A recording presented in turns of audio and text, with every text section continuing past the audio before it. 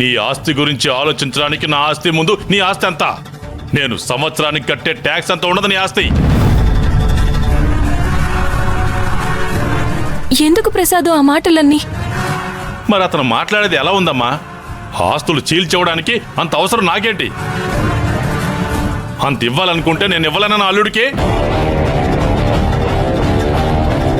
మరెందుకు నా కుటుంబ విషయాల్లో తలదూరుస్తున్నావు? ఎందుకు మమ్మల్ని ఇంకా ఇంకా విడదీయాలని చూస్తున్నావు? అన్నయ్య, విడదీయడం నాకు చేత కాదు రాఘవ. నిప్పుల మీద కూర్చుని మంట ఎక్కడి నుంచి వస్తుందని ఎదుటి వాళ్ళని నిందించినట్టుంది నీ పరిస్థితి.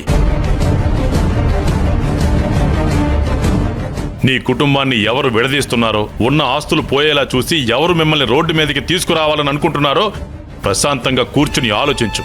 నీకే అర్థమవుతుంది. అంతేకాని మాధవిని, నన్ను, భూమిని అనుమానించి ఇలా గొడవలు పడటం కాదు చేయాల్సింది. అసలు నీతో నాకు మాటలేంటి? రే మాధవా, ఈ పంతంతో నా మీద గెలవాలి అని వాళ్ల మీదకి వీళ్ల మీదకెళ్ళి గొడవలు పడితే ఏమీ జరగదు. ఆ భానుప్రకాష్ ఇంటి మీదకి వెళ్లి గొడవ పడినంత మాత్రాన నువ్వనుకున్నది ఏదీ జరగదు. నేను నిర్ణయం తీసుకుంటే అది ఎలా ఉంటుందో వీళ్లకంటే నీకే బాగా తెలుసు.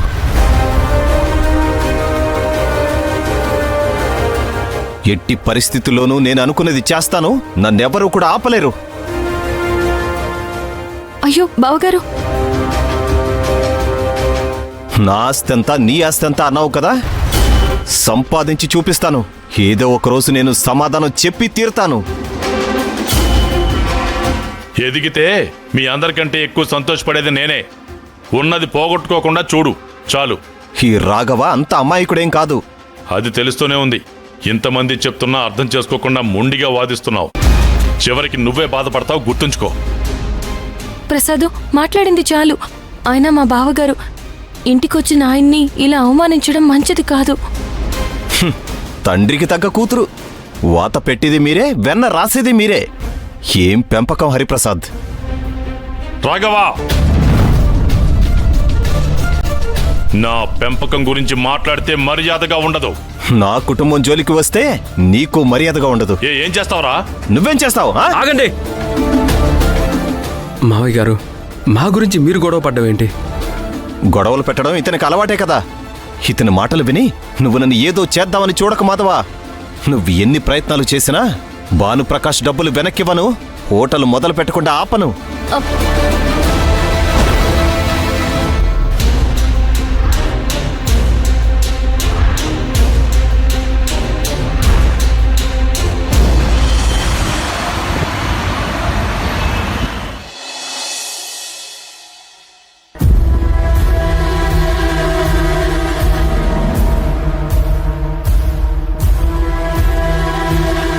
నీకన్నా ఎక్కువ కష్టపడింది మాధవదే ఉంది.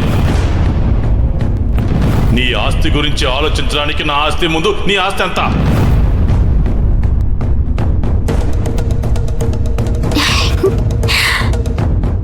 అనయ్య, వచ్చావా? వచ్చాను. ఇందాకటి నుంచి నీ గురించి చూస్తున్నాను. నా ఇంటర్న్షిప్ గురించి నువ్వేం పట్టించుకోవటం లేదు. రేపే జాయిన్ అవ్వాలి. ఇప్పటి వరకు నువ్వేమీ చెప్పలేదు. త్వరగా ఏదో ఒకటి చెప్పనయ్యా. నన్ను జాయిన్ అవ్వమంటావా లేదా?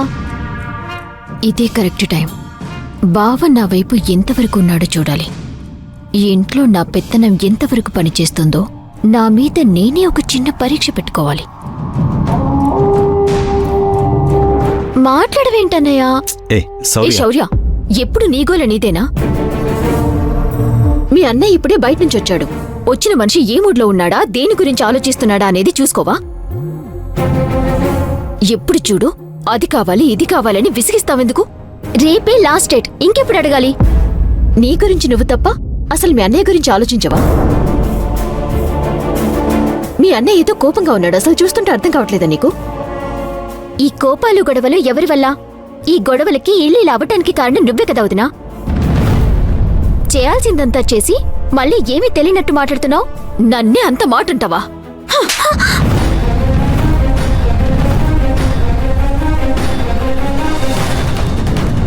అలైక్య,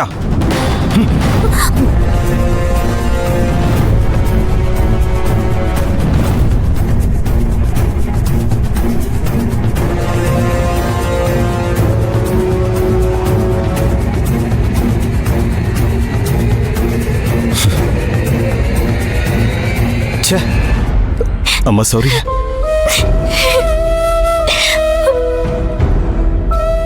నీకెంత ధైర్యం ఉంటే నా కళ్ళ ముందే నా చెల్లెల్ని కొడతావు? అది కాదు బావ. నోర్మై! తనకేదో కావాలంటుంది. సరే అంటానో వద్దంటానో నా ఇష్టం. నువ్వెందుకు మధ్యలో కలగజేసుకున్నావు? నువ్వేదో టెన్షన్లో ఉన్నావు. అది చూడకుండా విసిగిస్తుంది కదా అని. చిన్నపిల్ల, తనకేం తెలుసు? నా టెన్షన్లు కూడా తన మీద రుద్దాలా? అయినా ఈ ఇంటి ఆడపిల్ల మీద చేయెత్తే అధికారం నీకెవరిచ్చారు? ఈ ఇంట్లో ఎవరి మీదైనా నీకు అధికారం ఉంటే అది కేవలం నా మీద మాత్రమే. ఈ ఇంట్లో నీ ఇష్టం వచ్చినట్టు నువ్వు ప్రవర్తిస్తూ ఉంటే చూస్తూ ఊరుకుంటానని మాత్రం అనుకోవద్దు. ఇంకోసారి నా చెల్లెల మీద చెయ్యి వేశావా, ఈసారి ఏం చేస్తానో నాకే తెలీదు. ఛ! ఎన్ని ప్రయత్నాలు చేసినా తన వాళ్ళ మీద తనకుండే ప్రేమ మాత్రం చావదు. నాకంటే కుటుంబమే ఎక్కువని అర్థమవుతుంది. నా వైపు వచ్చినట్టే ఉంటున్నాడు, క్షణాల్లో వాళ్ళ వైపు మారిపోతున్నాడు. ఇలా వదిలేస్తే లాభం లేదు. బావని పూర్తిగా నా వైపుకు తిప్పుకోవాలి. కానీ అది ఎప్పుడు జరుగుతుందో? ఛ! ఈ ఇంటి మీద పూర్తి పెత్తనం నాకెప్పుడు వస్తుందో?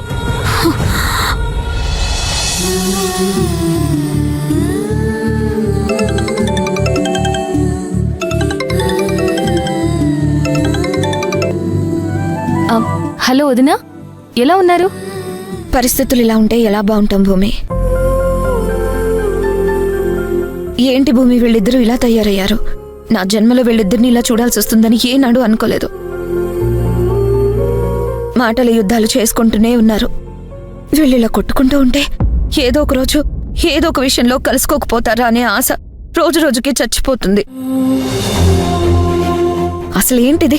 ఎందుకు ఈ గోలంతా? ఆస్తి కోసమేగా, పోతే పోయింది వెధవ ఆస్తి. దానికోసమనేసి ప్రాణానికి ప్రాణంగా బ్రతికిన అన్నదమ్ములు కొట్టుకోవడం ఏంటి భూమి? అది నా కళ్ళతో నేను చూడాల్సి రావడం అస్సలు తట్టుకోలేకపోతున్నాను. వదినా, మాధవ్ బావగారితో గొడవ పడ్డం కూడా మన మంచి కోసమే. ఎవడో వచ్చి ఇన్నేళ్ల మన కష్టాన్ని లాక్కుపోతుంటే చూస్తూ ఎలా ఊరుకుంటాం? అది మన ఆస్తి. రేపది మన పిల్లలకి ఇవ్వాల్సిన ఆస్తి. ఇన్నేళ్ల పాటు రాత్రనక పగలనక కష్టపడి సంపాదించిన ఆస్తిని వాడెవడో అప్పనంగా కొట్టేయాలని చూస్తున్నాడు. దాన్ని అంత సులభంగా వదిలేసుకుంటామా? వాడి చేతుల్లో ఆస్తి పడిందంటే తిరిగి తీసుకోవడం అనేది జరగదంట. ఆ విషయం తెలిసే మాధవ్ తనతో గొడవ పడుతున్నాడు. అంతేకాని మిమ్మల్ని బాధ పెట్టాలని కాదు, బావగారిని ఇబ్బంది పెట్టాలని కూడా కాదు.